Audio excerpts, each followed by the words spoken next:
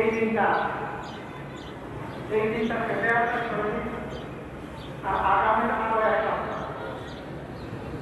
রোহানি কুরআনের জন্য যাই যে কথাগুলো আমরা শুনলাম আলহামদুলিল্লাহ রাসূলের সাল্লাল্লাহু আলাইহি ওয়াসাল্লাম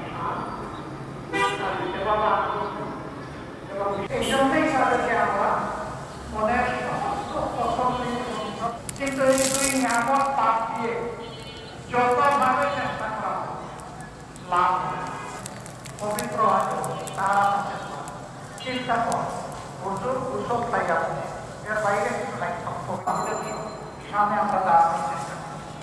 হ্যাঁ, কোরআনের এরকম ধরে হয়তো অ্যাড্রেস দিতে পারবো না, হয়তো আমরা সকলেই কোরআনের হাফিজও হতে পারবো না, আল্লাহ যাদেরকে মেহরবানি করবেন তারা পারবে। কিন্তু কোরআনের শিক্ষা যদি অন্তরে ধারণ করে হাজিরাতে সেই কোরআন ইনশাআল্লাহ আপনার আমার পক্ষে সেদিন সাফায়াতের জন্য দাঁড়াবে ইনশাআল্লাহ।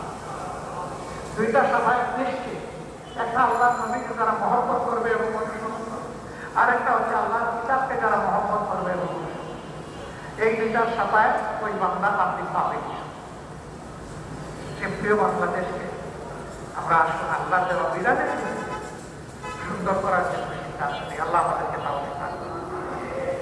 আমি আপনার মানুষ অতি নগণ্য একটা মানুষ তোমার এই মূল্যবান আমাকে যে সময়টা দেওয়া হয়েছে আমি এর জন্য